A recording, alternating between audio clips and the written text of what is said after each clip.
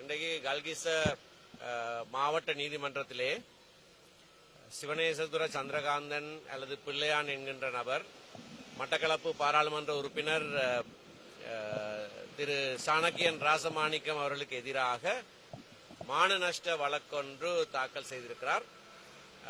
அது இன்றைக்கு முன் விசாரணைக்கென்று நியமிக்கப்பட்டிருந்தது. ஆனால் வழக்காளி சிவனேசதுர சந்திரகாந்தன் நீதிமன்றத்துக்கு வரவில்லை. ஒரு கேள்வி கொத்தொன்று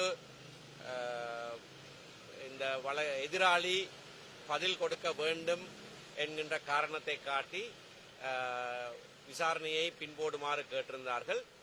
ஆனால் இந்த வழக்கிலே ஏலவே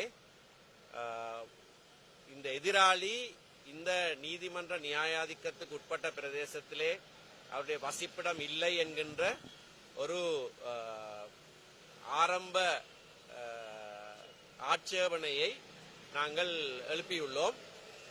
அது சம்பந்தமாகவும் நான் இன்று நீதிமன்றத்திலே கூறினேன். எது அப்படியாக இருந்தாலும் வழக்காளி இன்றைய முன் விசாரணைக்கு ஆயத்தமாக இல்லாத இருந்த காரணத்தினாலே வழக்காளிக்கு எதிராக 50,000 ரூபா நீதி செலவுக்காக எதிராளிக்கு செலுத்துமாறு நீதிமன்றம் கட்டளையிட்டிருக்கிறது. அந்த 50,000 ரூபாய் செலுத்துவதற்கு அமைவாக முன் விசாரணை திரும்பவும் ஏப்ரல் 22ஆம் தேதிக்கு பிற்போடப்பட்டிருக்கிறது.